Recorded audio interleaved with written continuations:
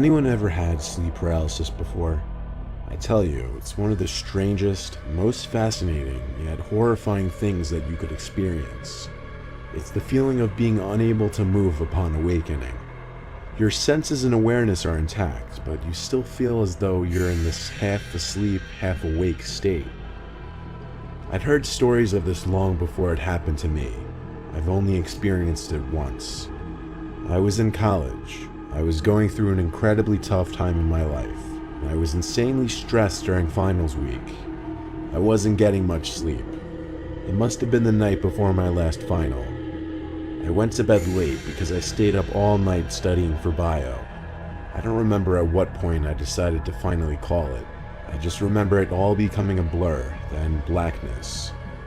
Next thing I remember, I was in my room, in my bed, but there was this weird haziness in my awareness. Like I was awake, but I felt weaker. And when I tried to move, I couldn't. I could only move my eyes to look around the dark room. At one point, when I guess I was looking to one side of the room, I looked back to the center, and there was this woman standing dead center in the room, facing the bed. She was wearing this black dress and holding some long object. I wanted to call out, "Mom?" but my paralysis prevented it. I couldn't say anything. The woman came closer to me until she knelt down and touched my forehead, and I could feel it. She got eye to eye with me, and I could see my mother's face. I tried to say "Mom" again, desperately, but I was stuck in my own body. She stood back up and walked to the doorway before disappearing into the house. I lay there unable to move maybe another 10 to 20 seconds before my vision suddenly became more clear, and I was able to think more clearly as well. I was able to sit up. I jumped out of the bed screaming "Mom" over and over. I ran to the bedroom hallway yelling her name. A door opened down the hall and someone came to hug me, but it wasn't my mom. It was my dad, telling me he misses her too. My mom died 3 weeks before this happened.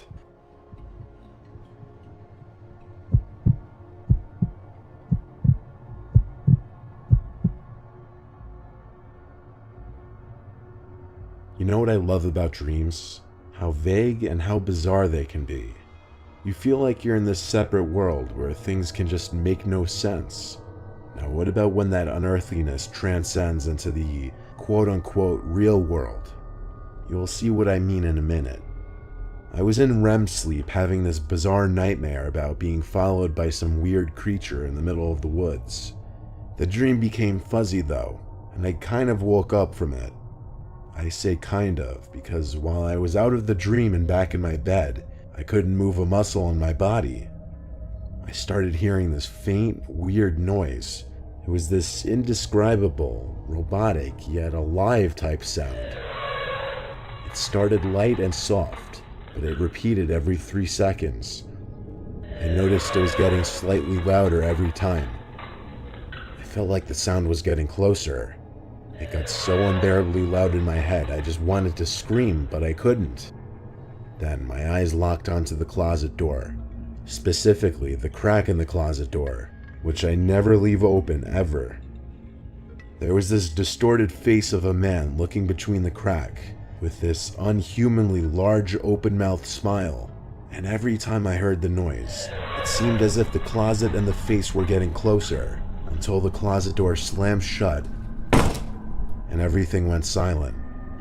I regained control of my body shortly after that, and the first thing I did, even though I was 24 years old, was run to my parents' room to get my dad to check the closet with me.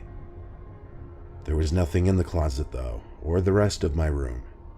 My dad seemed pretty confident that what I just experienced was sleep paralysis, and that he had experienced it once as well.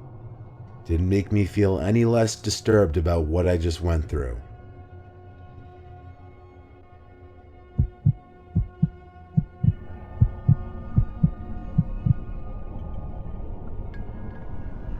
Many years ago, I had a sleep paralysis experience. I knew there was a thing in my closet, something really evil, but I also knew I was dreaming and I should face my fear. I tried not to look directly at the closet door, but if I moved my eyes, my head would turn away.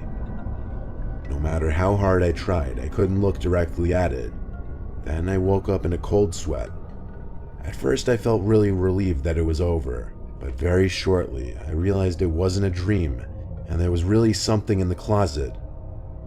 I was laying on my back and couldn't move, and I didn't really hear it, but I could kind of feel the sickening laughter wash over me in waves, emanating from the closet. All of a sudden, the thing throws a human head at me and it lands on my chest face up. It was this girl I knew in high school. Up to this point, I was kind of holding it together, terrified but not panicked. Well, I lose it now. I can't even scream. All I could do is make these grunting sounds and moaning noises. I'm wriggling and straining, trying to rock from side to side to get it off me, but I can't move. This seemed to last maybe another minute or two, and then I really woke up. It was so traumatic that for weeks I would be scared when I woke up that I wasn't actually awake and something horrible could happen at any second. It still makes my skin crawl when I think about that laugh. The thing is, I never heard of sleep paralysis or night terrors at that point in my life. I thought I was losing my mind.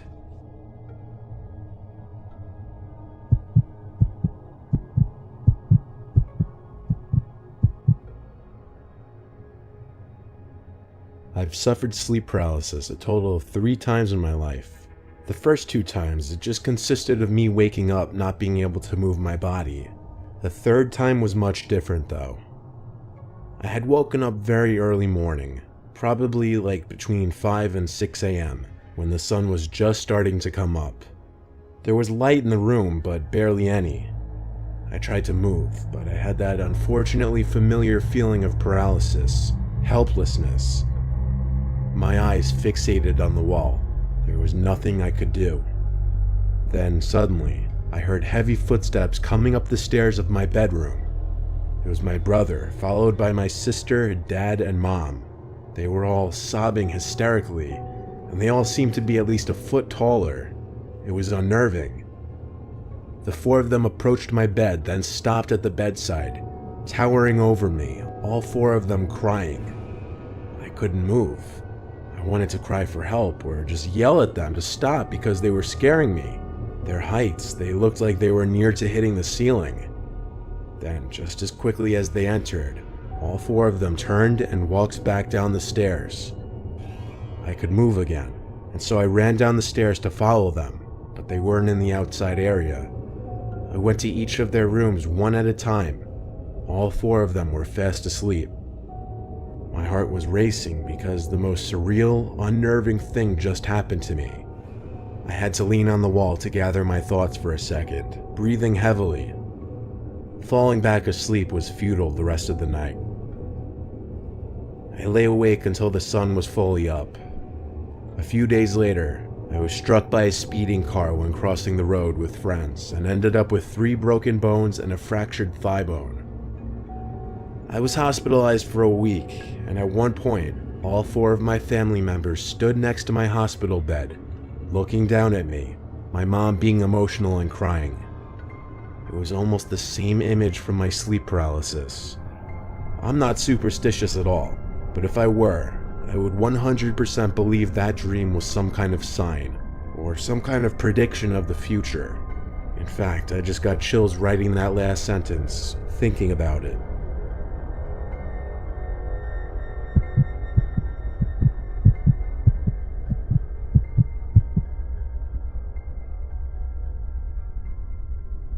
There was this one time I was out late drinking with friends.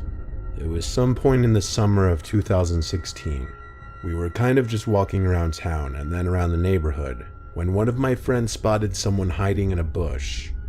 He pointed and said, "Look," and we all walked a little closer to get a better look. We could see what he was talking about, but just barely. It was bizarre, like someone hiding in this bush in front of this house. When we got too close, apparently, this weird, off-putting sound started coming from the bush. So we all screamed and laughed and ran away. We screamed because it was scary, but laughed because at the same time it was bizarrely funny. And there were a lot of us, so Anyway, we walked back to our houses respectively, assuming whoever was in that bush was just messing with people. I fell asleep pretty easily that night since I was drunk, but next thing I remember was waking up to the near pitch blackness of my room. I couldn't look at the clock to see what time it was because I literally couldn't move. I was in a sleep paralysis state. I looked around the room with my eyes only and started to hear a familiar noise. The noise we heard coming from that bush. Then I looked straight in front of me, at the foot of my bed, and what I saw was pure nightmare fuel. It was what appeared to be this floating, grotesque, horrific head of a demonic ghost-like thing. As it got closer to me, I realized it wasn't floating. There was a body, but its body blended in with the blackness of the room. Its mouth hung open, and it just kept making the familiar noise from the bush. It got mere inches from my face before it suddenly just faded away, and I was able to let out a scream and move my body. I sat in my bed, panting and heart racing.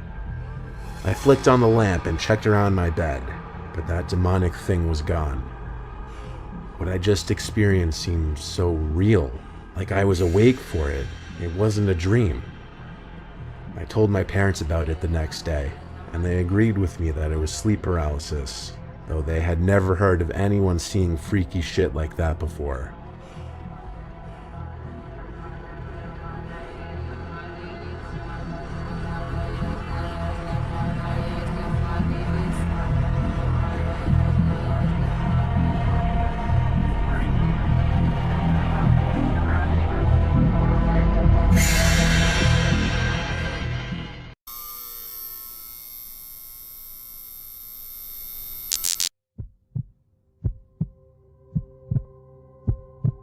It was a chilly night in early March.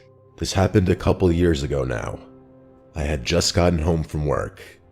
I was working late that night, so it was close to midnight by the time I walked through the door.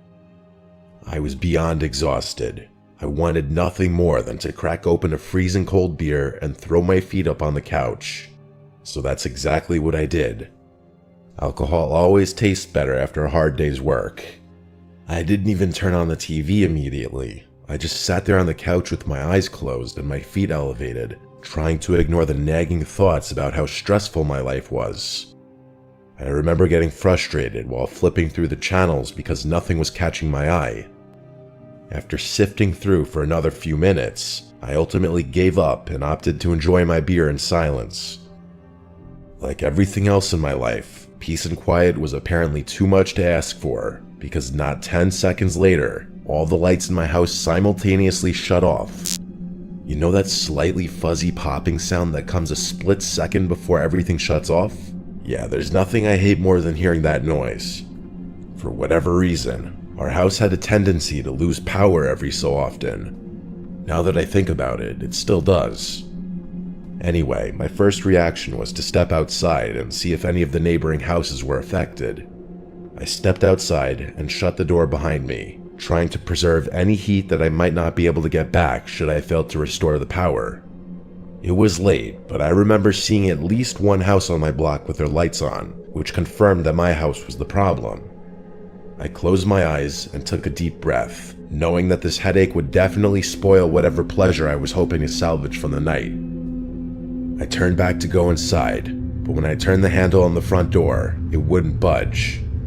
I froze, confused at first. I tried the handle a few more times, but it was definitely locked. What the hell was going on? I banged on the door and called my wife's name, thinking maybe she had woken up without me realizing. There was no answer. I tried to peer through the glass, but it was still pitch black in there. I ran around to the back. That door was locked too. I started panicking. My wife had a tendency to leave doors unlocked, so it was weird that the back door would be locked in the first place. I ran around to the side of the house to check the breaker, and I froze in my tracks. My hose, which I knew for a fact had been coiled, was laying in the grass just below the breaker box. The realization hit me like a freight train. Someone had cut the power intentionally. Without thinking, I sprinted to the nearest window and desperately looked inside one more time. This time, I was able to make out two flashlights swinging around wildly in the dark, as if two people were rummaging through my house. They were. I knew they were stealing shit. I was infuriated. The nerve of someone to do this while I was literally home. I reached into my pocket to call the police, only to realize that I had left my phone on the couch. After cursing under my breath, I told myself I had just run to the neighbor's house and borrow his phone. As I started making my way to the nearest house, another, more sinister thought hit me. My wife was still inside. She was probably asleep, vulnerable to whoever was in the house. I couldn't leave her there, even for another minute. I sprinted back to my house and frantically grabbed some loose rocks from the yard. I started chucking them at our bedroom window, hoping to wake her up. After the third rock, she opened the window. Before she had a chance to say anything, I quietly told her what was happening and instructed her to hide in our closet. Her head disappeared immediately. She didn't ask questions. I then sprinted to my neighbor's house and banged on the door. I explained what was going on as quickly as possible, and then I used his phone to call the police. I waited on his porch, praying that my wife would be okay. The police eventually arrived, and I ran out to one of the cars, explaining the situation as best I could. They barged into the house, but by then, it was too late. The back door was wide open, and whoever had broken in was gone, with too many of our valuables to count. My wife was more shaken than I was, and understandably so. What she told me and the police made me angry at myself for not doing a better job at protecting her. To this day, I'll never forgive myself for leaving her in the house with potential murderers. Apparently, mere seconds after I instructed her to hide, she heard someone kick the bedroom door open. The person walked into the room and cocked a gun. He stood there motionlessly for a few seconds, clearly listening for anyone in the room. She said she had never been more terrified in her entire life. I believe the intruders heard me throwing the rocks at the window. The scariest part is that we still live in this house, and we're not planning on moving out anytime soon. Sometimes I think about what could have happened had I not stepped outside for those brief moments.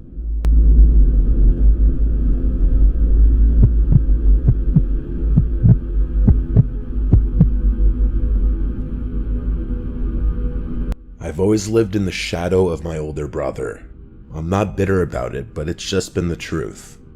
He's got a successful business, and I've been trying to replicate that for the better part of 6 years now. I recently moved back in with my parents to try and find some footing. Going back home definitely felt like a step backward, but I didn't have many options. I was staying in the basement to keep out of their way as much as I could. It wasn't too bad down there. It was almost like a mini apartment. The basement had its own little kitchen, bathroom, office, bedroom, and even a TV with my old video games. With all that, I rarely went upstairs. I could pretty much live down there on my own, and it kept me from feeling like a total burden. One night, it was either Friday or Saturday, there was a pretty nasty storm blustering outside. Rain was hammering against the windows, and the wind was strong enough to rattle the whole house. I can't overstate the intensity of it. It was one of the wildest storms I had ever seen at that point. My parents were out of town for the weekend, so I had the place to myself, which was fine by me. I remember it being extra cozy down there that night. I love listening to a raging storm from the comfort of a warm bed, especially when it's late at night. There's something about hunkering down inside during a chaotic storm that really eases my mind. I was about to fall asleep to the soothing pattering of rain when the power suddenly went out. Everything clicked off at once, and I was left in total darkness. I groaned, annoyed at the inconvenience. I figured the storm must have knocked out the power, and for a second I thought about going to check the breaker, but I didn't feel like dealing with it. Not with the storm raging outside. Besides, I was about to go to bed anyway, and I didn't really know where the breaker was to begin with. I figured I'd just wait it out and deal with it in the morning. As I lay there, trying to get comfortable again, I heard something. A loud, unnatural thud against one of the basement windows.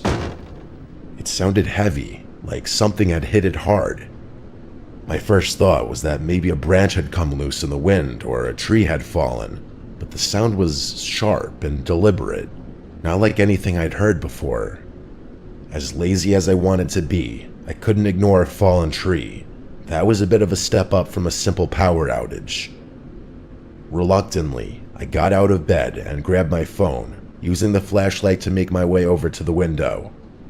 The basement was pitch black, and the only sounds were the rain pelting the glass and the low rumble of the thunder outside. I remember rubbing fuzzies out of my eyes to try and wake myself up a little bit. I held my phone up to the window, squinting through the glass, and nearly died from my heart stopping right there.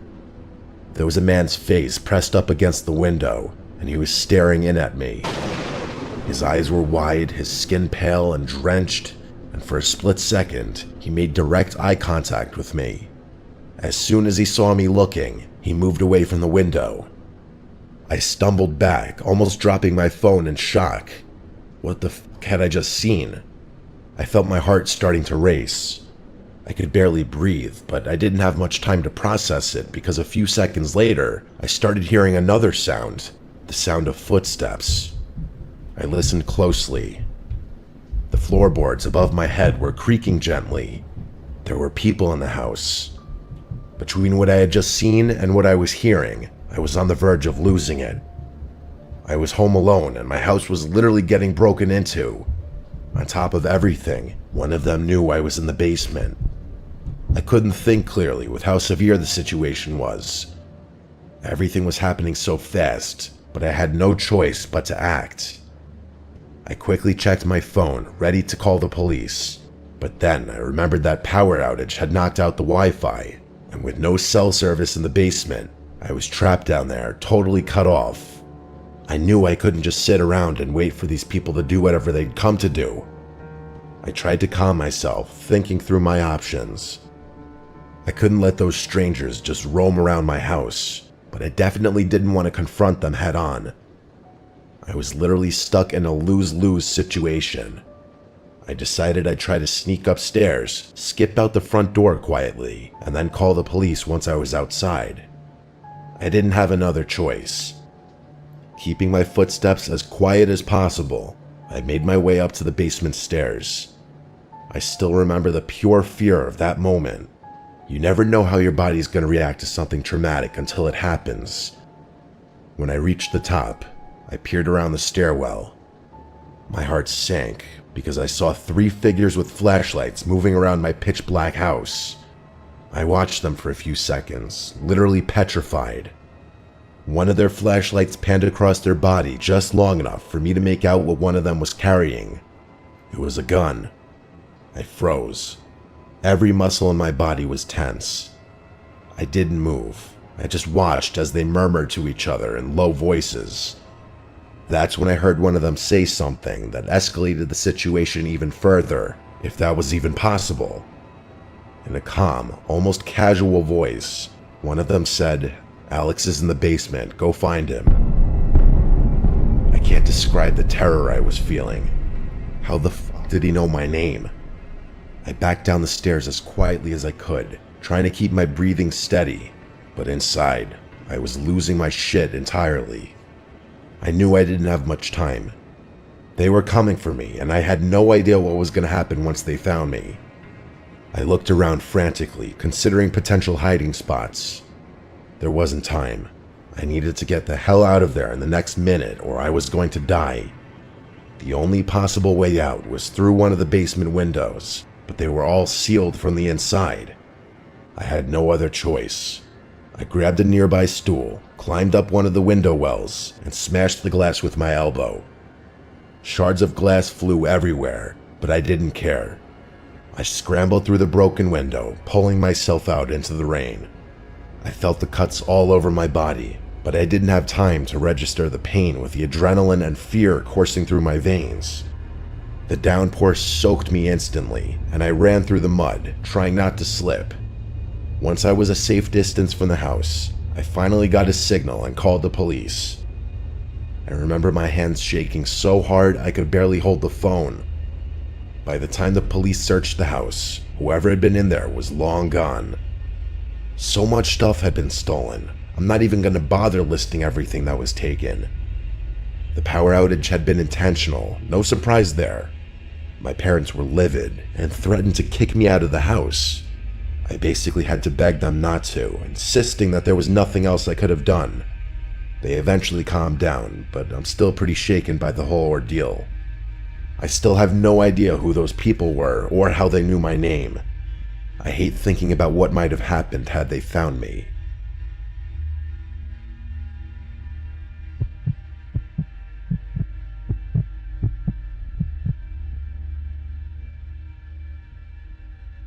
I live in a quiet suburban area, but there are a lot of more densely populated towns within driving distance of me. A few months ago, I picked up a night shift security job at a warehouse a few towns over. It was situated in this industrial space that stretched on for miles. The building itself was isolated with rows and rows of tall metal shelves and a couple of big loading docks. The work was easy. Routine checks, basic security, making sure everything stayed locked up. It was quiet, usually too quiet, but I didn't mind. I liked the solitude, and most nights I could finish my shift without much happening. It was a Thursday night and it was pouring out. I was checking my phone every so often for updates on the storm, as I wasn't too keen on having to drive home in those conditions.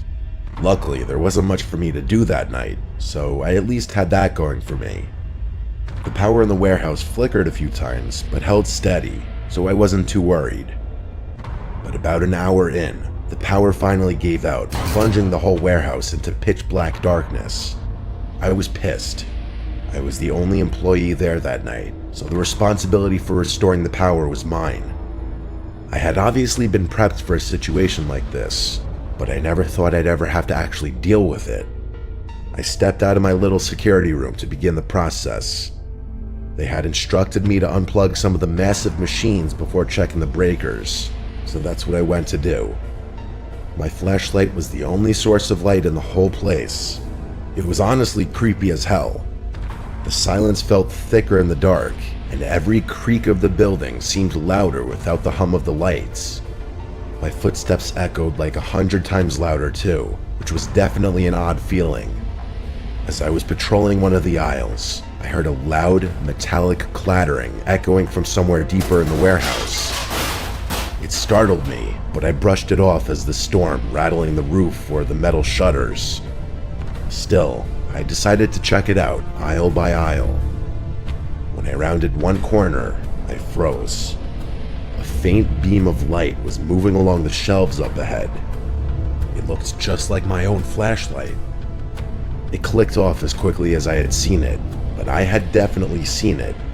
No one should have been there until the morning, though. I felt my heart start to race. Why the hell would someone else be in here? I debated calling out, but ultimately decided against it. When I reached the spot where I'd seen the light, it was gone. The aisle was empty, just rows of crates and shelves stacked high with inventory. I started freaking out, knowing I wasn't going crazy. I knew what I saw. I had a job to do, though. I debated calling the police, but wasn't sure if what I had seen would be enough. I guessed there was a slight chance I could have imagined it. In hindsight, had the company not equipped me with a taser, I probably would have just called the police right there. As I continued my patrol, a strange smell hit me. A musty, metallic odor, like rusted metal or stagnant water. The smell was coming from one of the loading bays, a darker part of the warehouse where crates were stacked up floor to ceiling. I followed the smell with my flashlight, and that's when I noticed something odd. My beam reflected off the polished concrete floor, revealing two sets of wet footprints leading into one of the storage aisles. In that moment, I wanted to run in the opposite direction and call the police, but I couldn't just yet. If anyone was poking around, it was on me. That was literally my job. Curiosity got the better of me, and I decided to follow the trail. I kept my flashlight low, not wanting to make it obvious where I was. As I got closer, I started hearing faint whispers, just barely audible, like two people having a conversation a few aisles away. I couldn't make out the words, but something about the tone sounded tense, almost urgent. I clicked off my flashlight and held my breath, trying not to make any noise.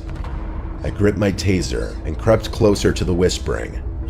As I turned the corner, I raised my flashlight to confront whoever was there, but there was honest to God no one in front of me. The whispering had also stopped, which was pure insanity.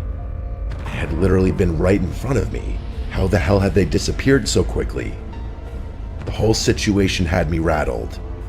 I decided that I wasn't getting paid enough for this, so I decided to just make a beeline for the circuit room and get the power on without worrying about my other tasks. I made it there and started fumbling around with the breakers in the dark. As I was doing that, I heard something scrape across the floor nearby. I swung my flashlight around and spotted the edge of the metal tool lying just a few feet away. A crowbar. It hadn't been there before. This was serious now. Whoever was in there with me had potentially malicious intentions. I yelled out that I was armed, which was kind of a half-bluff considering the taser. I needed to get out of there as fast as possible. My nerves were shot at that point, but I knew my life was more valuable than whatever consequences I'd face for leaving. As I was heading for the door, a loud, metallic crash echoed from the far end of the building, followed by the unmistakable sound of rushing footsteps. I felt a surge of adrenaline and started running toward the noise. I turned the corner, and there they were. Standing in the middle of the aisle were two figures dressed all in black. One of them was holding a crowbar identical to the one I had just walked past. They looked at me for a split second, and then, without warning, started sprinting directly towards me. I didn't think. I just turned and ran. All the confidence I had just mustered up was gone. I could hear their footsteps pounding behind me, but I didn't dare look back. I weaved through the aisles, praying that I'd be able to navigate this place better than they could. After what felt like an eternity, the footsteps faded. I paused, catching my breath, and realized they weren't chasing me anymore. Eventually, I made my way toward the exit door and stepped outside. I immediately called the police and begged them to come as quickly as possible. They actually arrived pretty quickly, which I was thankful for. Of course, those two strangers were long gone by then, but the officers were really helpful, and even helped me get my power back up. My boss was not as sympathetic, though. He gave me shit for running, and I almost lost my job over the whole incident. I still can't get over how strange the whole encounter was. Like, it was clear that those people were messing with me, but they still chased me with a weapon. The worst part is I still work nights in that warehouse, although my boss did start putting at least 2 people on the shift every night. I still don't know what to make of the whole thing. I'm just glad those guys didn't catch up to me.